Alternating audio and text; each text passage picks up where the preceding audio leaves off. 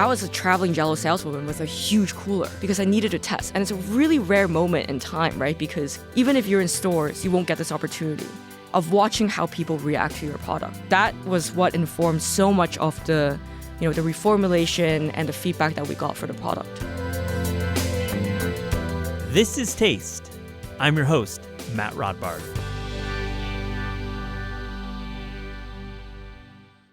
Oddball is an exciting new product that aims to reinvent jelly snacking, taking away market share from that dominant Jell-O with a vegan superfood snack. On this episode, we catch up with Oddball's amazing founder, Sophia Cheng. I met Sophia earlier this year on the floor of the Expo West trade show, where she was hustling the pouches of berry, mango, and grape Oddballs out of her backpack.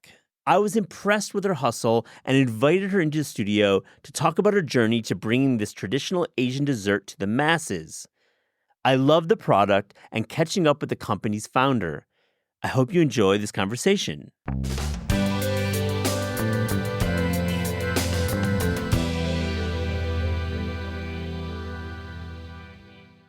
Sophia Cheng, welcome to This is Taste. How are you?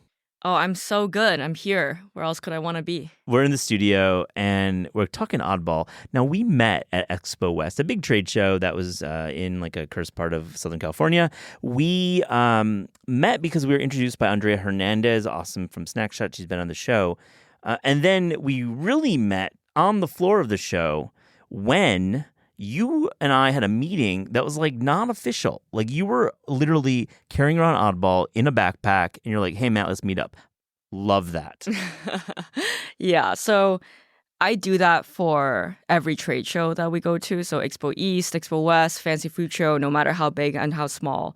And as you know, Expo West is the biggest one, right? And I am always carrying a huge backpack cooler with ice packs and spoons and the Oddballs, right? And most of the time it's like 50 or 60. It was really heavy. And I do that because we can't afford a booth, right? It's extremely expensive and it's cost prohibitive to small brands to have a booth at these shows, right? They usually cost tens of thousands of dollars. And whereas for me, like what I prefer to do is also to have that mobility, right? It's like I can strap on a backpack, meet people like yourself. I'm meeting with buyers. I'm meeting with investors. I pack my days with these meetings. And it's really exhausting, but you got to do what you got to do, right? You got to do what you got to do. What you got to do. And but I think it actually endears you to media and also potential buyers at the biggies at Whole Foods, Gelson's, etc. Because like they love to see a founder who's out there doing the work. Now, I feel like we've teased out the project. You've talked about spoons. You talked about backpack and ice. Tell us, what is Oddball exactly? So that's a very good question. I get that a lot. So I would say the closest comparison we have in the U.S. Would be a Jell-O, right? But it's not quite a Jell-O either. So, and also I can't use Jell-O, right? Because Jell-O is trademarked. It's a name. It's not a category. So while we figure out what we're going to call this product, actually, we're going to call it an Oddball. There's the name. There's a name. But what it is concretely, I always say, think of it as the intersection of three things, right? A fruit snack, a Dole fruit cup, and a Jell-O. So it has the consistency and the texture and the funness of a Jell-O, but it has the RTBs of a Dole fruit cup. Do you remember those? Yeah, of course. Yeah, and then it has the occasion, or the eating occasion of like a fruit snack, right? So a fruit gummy. Yeah, so it's got this, it's like a snack that can be done in the morning too. It can be done in the evening, etc. It's like a dessert, but really backing up a little bit, these solids, these gelatins, we're not going to use the big J word because, we don't want Big J coming after us. Joking. It's like konjac. Like it has in East Asia and actually all through Asia, there's a tradition of this food. It's well before Bill Cosby did his thing, there was this tradition. So I feel you're channeling that as well. Yeah. So when I first came here to the U.S., right, because I didn't come here until college, and I went to school in Maine, a really small school in Maine, I thought it was really weird that the only brand of jelly that they had was Jell-O. And honestly, I was the only one who was eating the Jell-Os in the cafeteria, right? Like me and my roommate. But it was really strange to me because growing up abroad, I'd never really seen Jell-O, right? I'd seen different variations of jelly, right? So like in Italy it's panna cotta, in France it's flan, and in Singapore it's agar-agar, right? And Japan is canton. And so I was used to so many different forms of jelly, but Jell-O, right? So I've never really seen the powdered form, actually. So when I came here and I saw that, oh, that's actually the only form of jelly that most Americans know, my mind was blown because it's such a globally well-known category of food, right? Whereas here it's only the one brand, which is Jell-O. Yeah, and we associate with like hospitals, with like shots at like frat party, and like there's like kind of a narrow lens for Jell-Os. But of course, as you mentioned, all the cultures, it's a beautiful dessert with like natural flavors, savory flavors, coffee flavors, all over the map. And I want to get a sense of the category you're entering. You're calling it a new type of snacking. You're like, there's like one type of snacking that's not good, but my type of snacking is. Talk about that a bit. I love that. Right. So I want to talk a little bit about the evolution of snacking as I see it. Right. Let's go there. Yeah. Let's get there. Let's get there. And I don't want to bore you or anything. So There's no stop me if I'm just ranting on about it because I can go on about snacks forever. Right. So as I see it, we have the first generation of snacks, right? And that's the ultra-processed junk food, right? These are your Doritos, your Lay's, your Cheez-Its, basically all the good stuff, right? Like, I personally love that. Like, that's why I ended up in the snacks, right? I was feeling a little, like, sinking feeling when you're like, are you going to go come for Doritos? Because, like, I like Doritos, man. No, Matt, come on. We talked about this. Like, I love a bag of Flaming Hot Cheetos. Like, I'm that girl. But we all know that, like, they're ultra-processed food, junk food, right? Like they're a lot of times they're made out of ingredients that you literally have to pull a chemistry textbook to pronounce, right? Like a lot of things have like glycerin. Like what's glycerin, right? It sounds like a weapon. But you know, I don't think there's any debate that like that the ultra processed junk food is not good for you, right? And we've gotten pretty used to eating that, right? And I think we went through a period of where we overcorrected, which leads us to the second generation, as I see it, and what I call the catfish food. So I completely made this term up, right? Love like, it. do you know what I'm talking about when I say catfish food? I mean, I think about the MTV TV show. I think about like, you know, being fooled. Right, exactly. But tell me a little bit more about it. So catfish food to me is a food that's pretending to be another food or a type of food that's making a health claim that it doesn't have, right? So for example, and I don't want to be like pointing fingers at anyone because like there's a lot of good examples of catfish food out there as well, but I think a lot of people associate what I call catfish food with plant-based alternatives or frankenfood, right? And so these are things like Impossible or Beyond, where those were the early examples, right? Where there's a lot of initial thinking and consumers thought that it was good for you, right? And then everything came out about, you know, a lot of the bad health claims, right? Or another example is like Poppy, right? And I'm only using Poppy as an example because I personally drink a lot of Poppy. Oh, okay. Yeah, so I have a subscription to Poppy. I'm an Olipop guy, just saying that. Okay. Well, I don't. Can we be friends though? Yeah, I think we can be friends, but like let's move on. Like I don't want us to get negative, you know. I could go all off on Poppy. And it's you know it's not negative at all because like I think it's a great product, right? I drink it as a healthy soda, right? Like it has cleaner and better ingredients, it has lower sugar, and I used to drink a lot of Diet Coke and I replaced it with Diet Coke. But a lot of people were drinking it thinking that there's prebiotic to it, right? And so that's what I'm saying with like the like false health claims, right? And so now they're in a little bit of trouble for it. But I think where I always say, right, is that like, you know, as consumers, we're not fooled, but we're taught to think that we can eat a whole pint of ice cream but not gain weight. And beyond not gaining weight, we can also have the health, wealth, and beauty to it, right? Now it can make you like 10 times smarter in like IQ or whatever, rather than just letting food be what it is. And so I think it was through this realization that I felt like I was getting catfished by my food that led me to start thinking about, okay, what does that next generation of snacking look like, right? And this is nothing groundbreaking, right? I'm not going to say that I invented this or anything. It simply was just from my childhood of growing up in Southeast Asia, right? So I grew up in Singapore and I grew up in Hong Kong, and food is very different, right? And eating culture is also very different too, right? I mean, you would know this. And to me, like when I think back at how I snacked, right? It was what I call real snacking.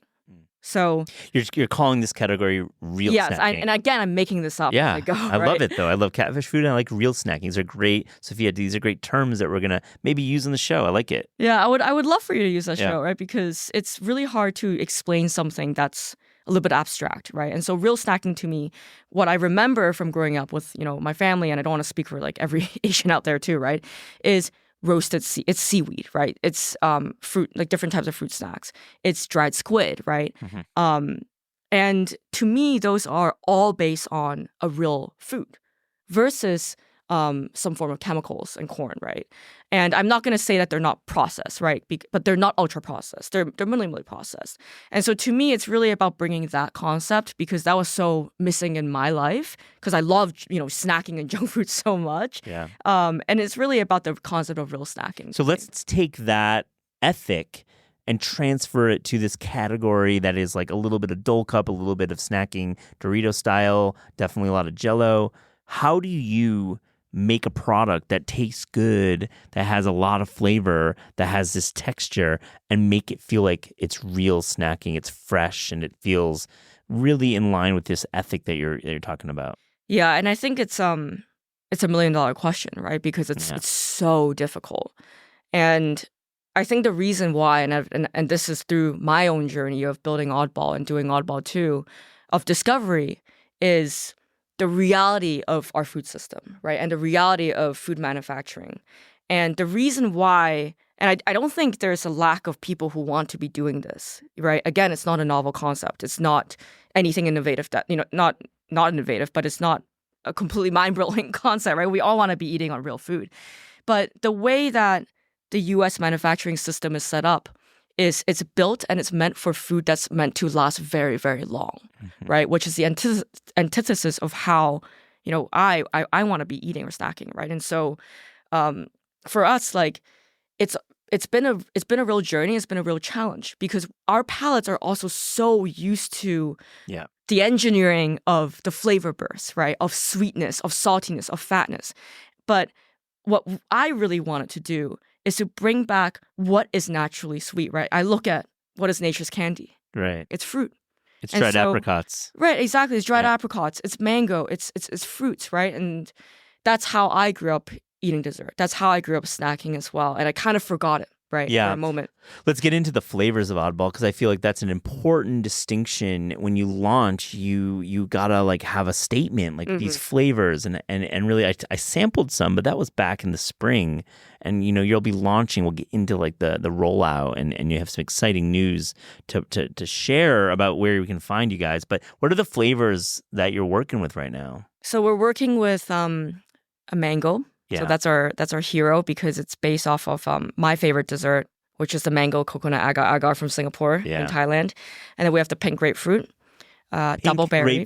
Pink grapefruit. Oh, so grapefruit is like that's an amazing flavor profile because, you go back 10 years even, and like grapefruit is like considered like too sour. Oh, yes. But now, oh my gosh, with like the rise of Campari and the rise of like these mezcals, I'm just thinking of those spirits. Grapefruit, that flavor is really big now. Yes. So grapefruit, and to be clear, like our positioning has always been mass, right? We want to be a mass product. And I can get into this later, right? But like I think it's really important.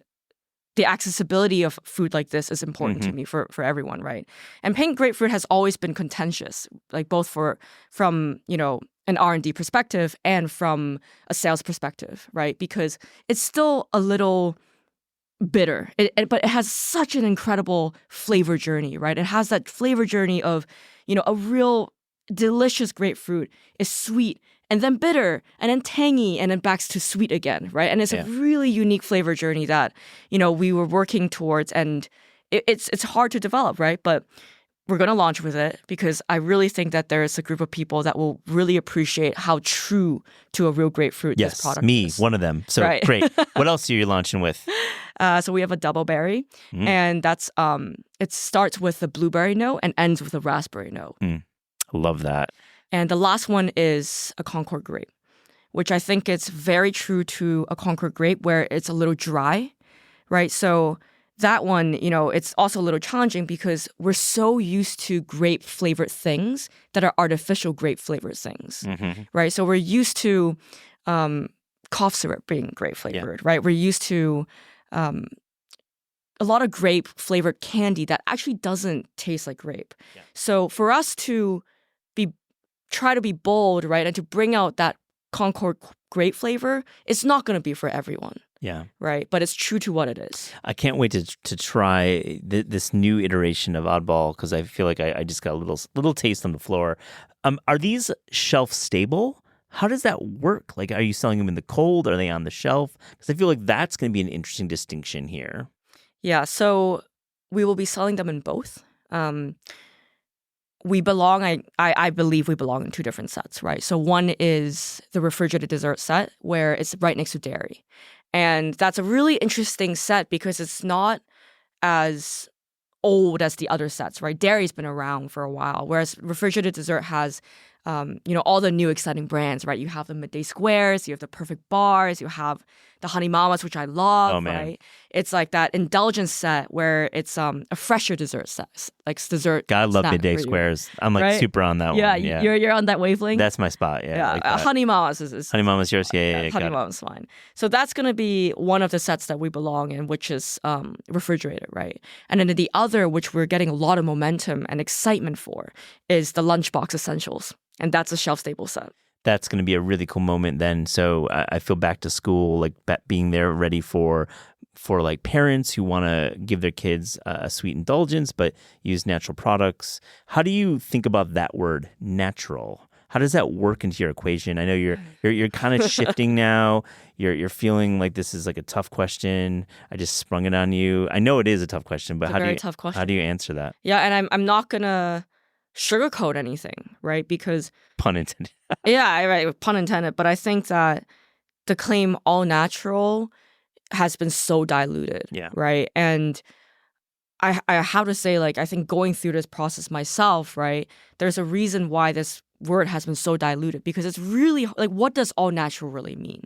Right. Like all natural to some people and to a lot of people, and even to me included, right? It's like it should be an apple. Right, an apple from the apple farm and an orange or, like fish, right? Like just like anything that's not in a plastic bag. And I think more and more that's what I'm beginning to think too is a real all natural should not exist in a plastic bag. Yeah. Right. And at the end of the day, we are a packaged product. So I don't know. It's controversial. I love that you acknowledge the challenges, and I like the ethic. And I like the idea that, all natural in a plastic bag. Rethink that sometimes when these companies are making that hard claim.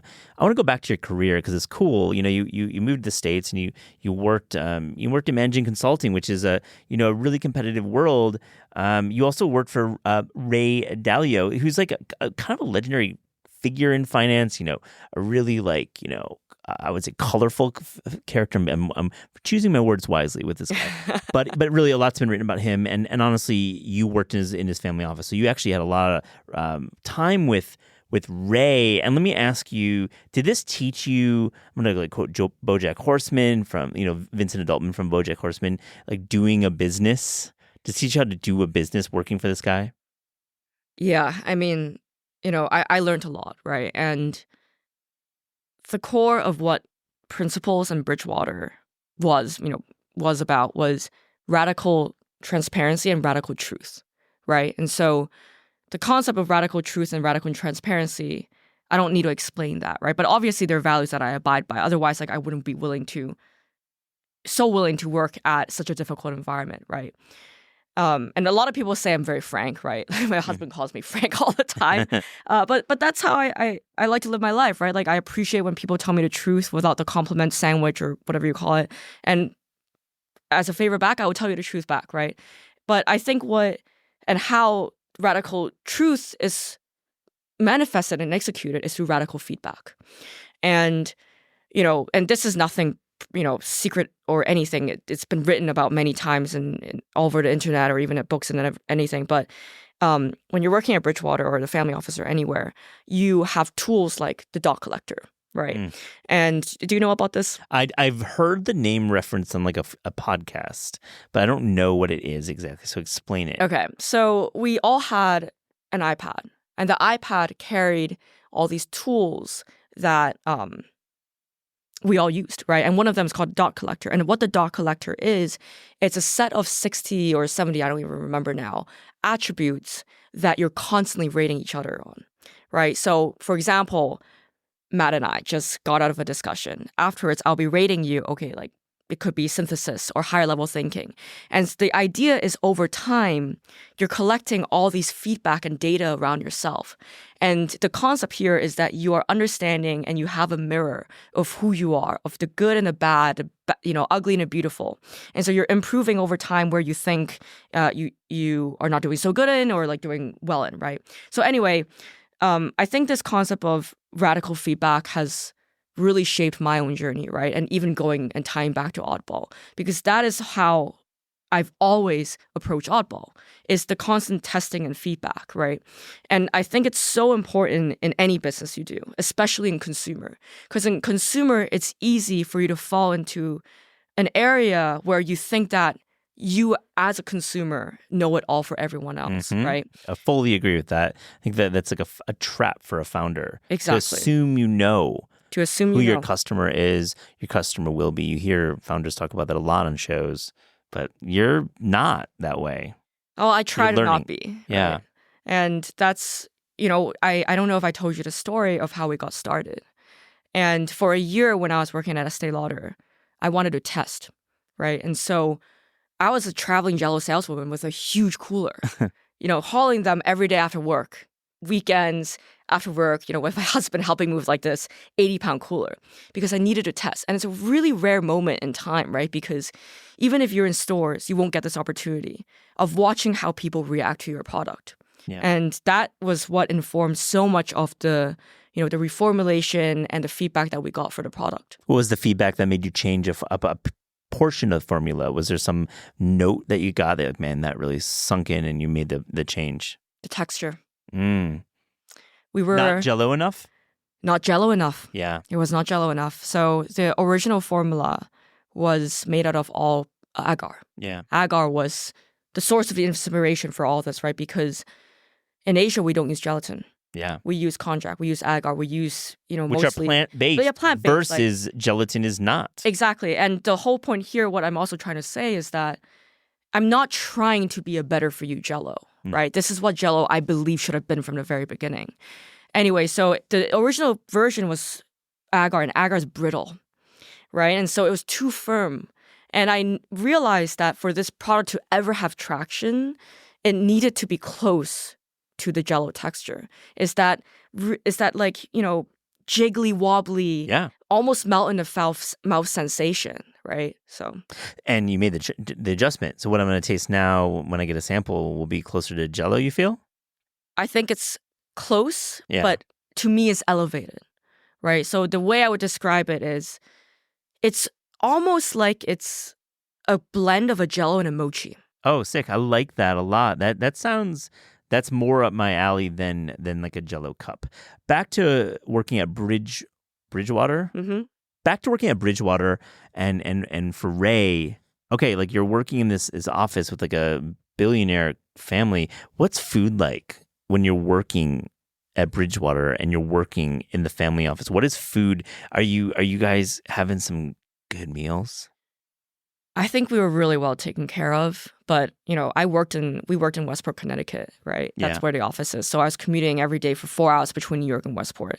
Also, I can't drive. Oh, yeah. I don't know how to drive. So when we're on a campus, which is where the office is, I can't go anywhere. I can only eat whatever they provide you with. You see where I'm going? Yeah, I see where you're going. So, you're very intimate with their food service. I'm very intimate with their food service, and they try to make it exciting. They have like Indian food on Tuesdays, and they have like some holiday stuff. But by and large, like it's pretty similar things every day, right? It wasn't like when I was in consulting where, I get to have like lavish meals a lot of the times, and Do you miss working there in that environment? No, because I love this so much. You love being a founder. Hmm. hustling to get this off the ground. Let's talk about that. So you've got this product. We've like outlined Oddball. We've got the flavors in our heads. I think a lot of the listeners are like, yeah, I want to try that out. Now, obviously, you're going to have direct-to-consumer channels. I'm sure you can order it on your website. I'll link to the show notes. There's a way to buy it, but that's not really how it all works. When you want to go mass, you need to work with retailers. Sophia, how are you pitching at this point in the journey of Oddball? How are you pitching the buyers? How are you getting on their radar? And what can you tell us about your rollout locally, nationally, etc.? Yeah, that's a very good question and a complex one too, right? I think it's a very, very difficult for a small food brand to get shelf space. And that's the hurdle, right? Getting shelf space. For us, I never knew where this was going from the beginning, right? Because I honestly had a great job at Estee Lauder, which was my previous employer. And I thought that we were going to go into some bodegas and, test from there. But two things happened. One is I started doing pitch competitions, which I was very good at. And the second thing is I brought on an incredible person. Her name is Haley, and she's the CEO of an incredible business called Actual Veggies. And she is such a good salesperson. She taught me so much, right? So I think it's really important when you're starting a business to have someone like that to guide you, right? So, but back to me doing the pitch competition. In many ways, that's how we got started. The first pitch competition that we did was for Fairway. And I love Fairway. I can spend hours in Fairway, right? So I was like, you know what, we're going to do it, even though we're not quite ready yet. And so that's how I got into like all these buyers' radar. And back then, honestly, we were not ready yet. Yeah. I was hand sealing everything with an iron. I hope they don't listen to this. That's crazy. The stuff, yeah, and that's truly what happens sometimes. You have like your apartment, your kitchen. And you have no money, right? Yeah, no I don't money. have money for an R&D company. I don't have money for, a manufacturer. So you got to do what you got to do. And slowly and surely, the other buyers, I don't know how, but we find a way, right? We get into radar. And I think because in many instances, we're a basket expander, right? We're not stealing shares from a lot of different categories or a lot of different products. So the buyers are really interested because they've seen no innovation in the jelly and pudding category. And so sometimes we have them cold reaching out. Sometimes I enter pitch competition. But a lot of it comes from me traveling with a huge cooler or when you met me at Expo West, just like pounding the pavement. I love to hear that. And it's a very important point when you're founding a food company to realize that a basket expander is gold. Mm-hmm. You don't want to do another beverage. That's not basket expansion. That's just competition. And so you recognize this early. It wasn't just a story of your family and your culture and wanting to bring that. It was like, this is a really good business case because that category is ripe for disruption, to use a and so word. Underrated. Yeah, it's underrated. It's underrated. So my question is, what else can be a basket expander out there? Because I'm sure you have other categories you've looked at. I'm just asking you this because I think it's cool. Like we've been talking about Oddball, but what about in general CPG? Where could somebody go right now? That's a very good question. Today I was reading a book, and it was all about advertisement cookbooks from the 50s, and it was fascinating, right? Because all of these foods, right, like even from grated Parm cheese, Spam, Jell-O. All of this were created by big corps. And there's all this food culture and all these recipes that were created around it that was so fascinating. And each of them can be a basket expander. Yeah. If you find the right angle, right? It wasn't like one day I thought Jell-O was going to be a basket expander, right? It really was a synthesis and a meeting point of something that is innovative that then became a basket expander. But yeah, I think there's a lot out there that I don't know if I can name off the top of my head, but if I could do the next thing, I would do a Pop-Tart. Yeah. A new Pop-Tart. New Pop-Tart. Yeah, you don't hear a lot about Pop-Tart. You hear about like the artisanal Pop-Tarts or like the local bakeries doing them, but we're talking about CPG here. Yeah. So I'm just taking from this, it's like, look at like the way we used to eat in the 1950s when processed food was like king.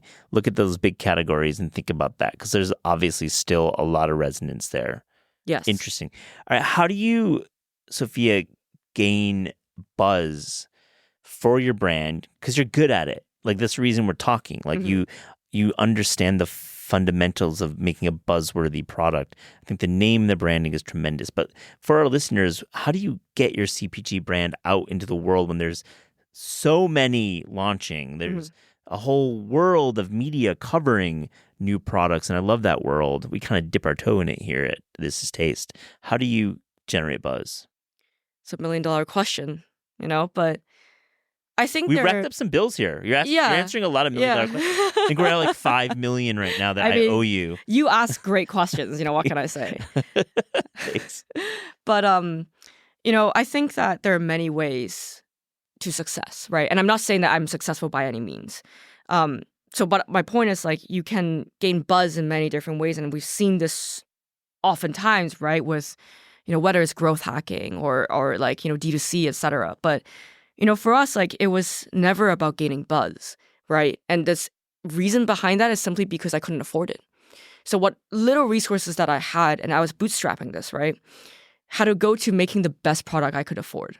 So if I look back and think what I did, right, I would say is I really cared about the product and I'm really passionate about it.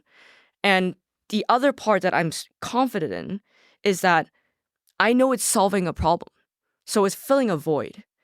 And I really believe that if you have the passion and care for the product that you're building, which a lot of CPG brands are not like that, right? They say they do. All of them do. But they're not. They really don't care or have a passion for the product. They might have a passion for marketing, but that's different, right? Yeah. And you really are filling a void, and there is a need for your product, right? Like you're solving a problem with it. It's going to attract the right people. And from the very beginning, that's what I was focused on, is attracting the right people. So from the first person that we attracted was an incredible chef. His name is called Sean. He was working at the Breslin, Del Posto, Hasbro House, all these incredible establishments in New York, right? And so he brought us our first benchtop recipe, and he came to us, right? And then we met Kim, who brought our brand to life. It brought me, Andrea, you, right? Like, and our incredible team, our investors. And so I really think if you have the passion and you're filling a void, and that's so important because people forget it, it will attract the right people and the buzz will come. Into that. Totally buy into that. Thank you for sharing. Where are we finding Oddball? Okay, like we're recording this in early July. I feel like you maybe dodged the first time I asked it, but like where, as of now, can we buy it and where will it be?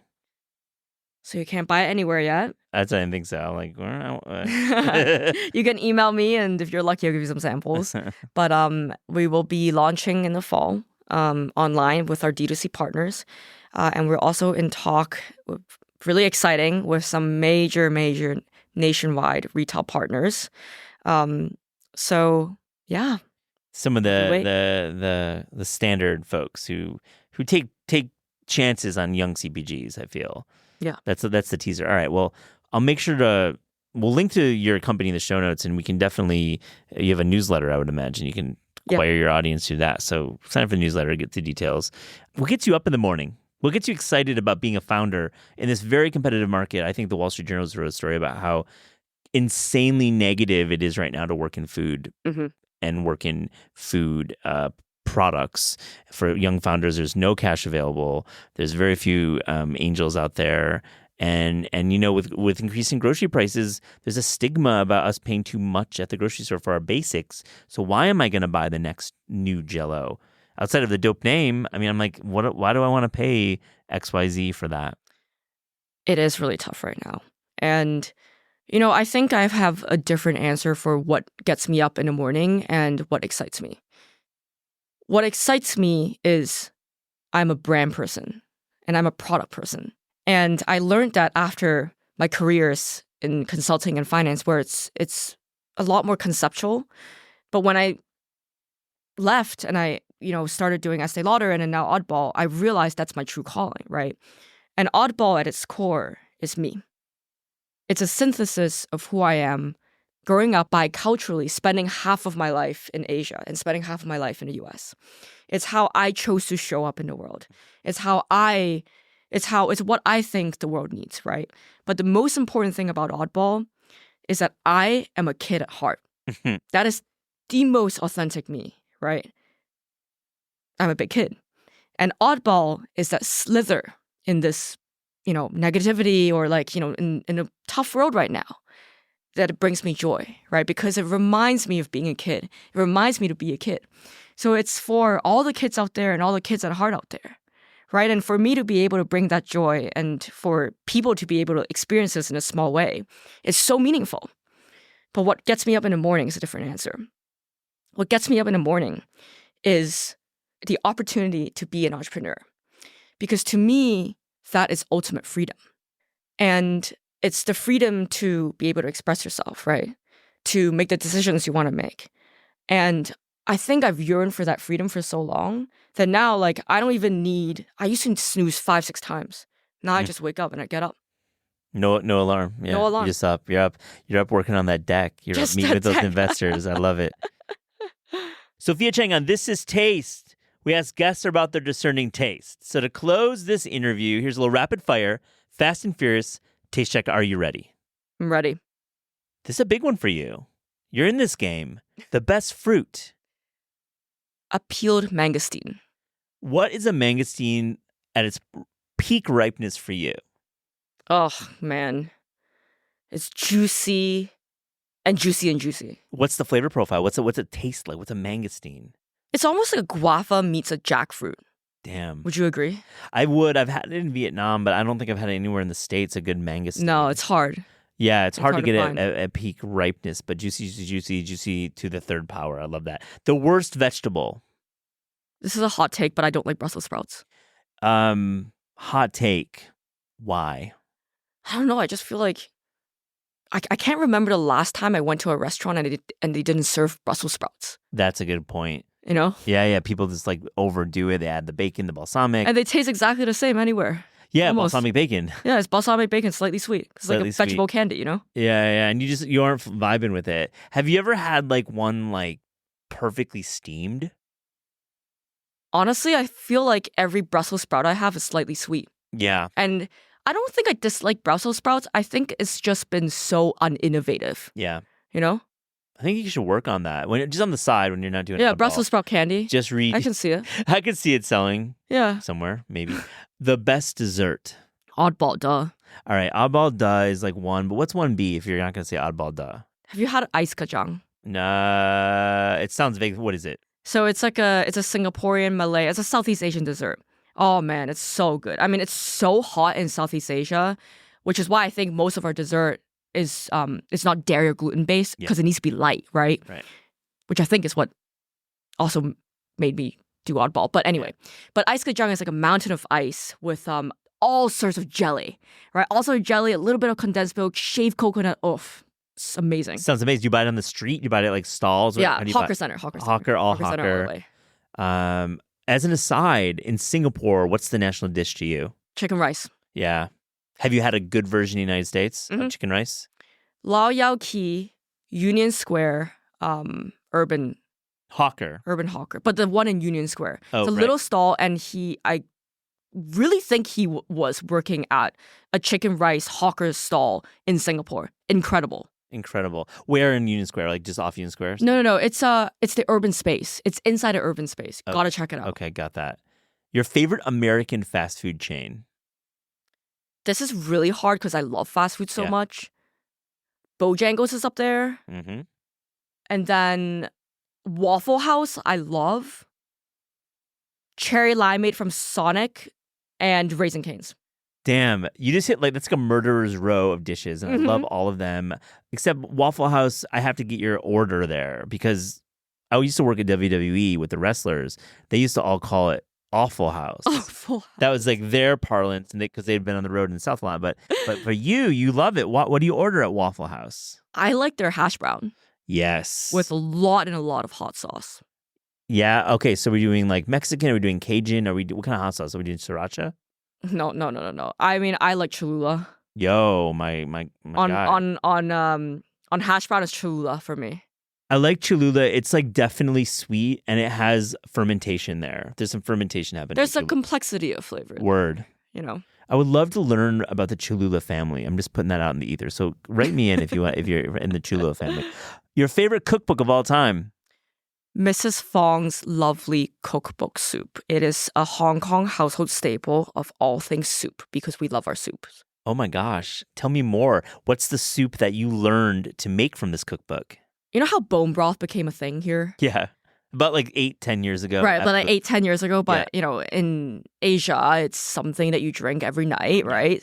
And because it's soup and it's good and it's nourishing. I think probably my favorite would be a farmer-style pork rib with carrot and corn soup. That's ill. I love that. And like the stock is like a pork stock. Pork stock, and you need ribs, right? So you're boiling the ribs with it. It has all the flavor profile. Oh, it's incredible. A cuisine you would like to learn more about?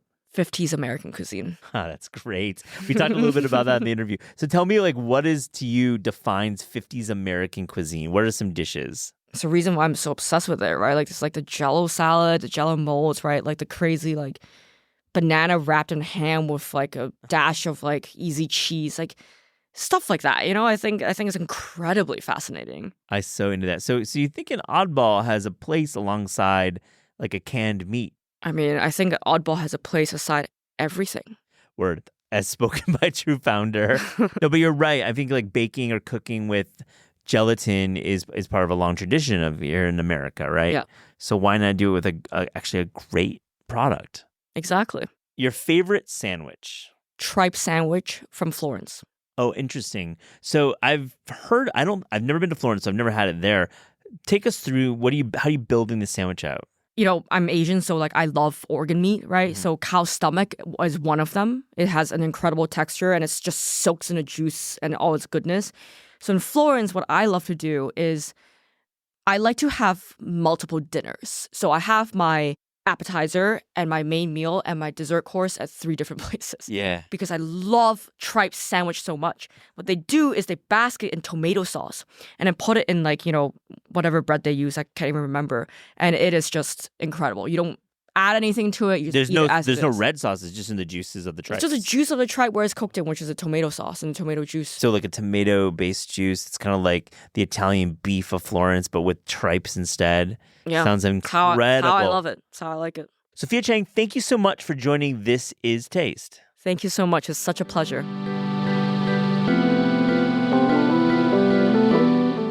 This Is Taste is hosted by Eliza Abarbanel and me, Matt Rodbard. The show is produced by Shalia Harris and Pat Stango and edited by Clayton Gumbert. Theme music by Steve Rydell. Visit Taste online at tastecooking.com and make sure to subscribe to our newsletter for updates on all cool things that are happening.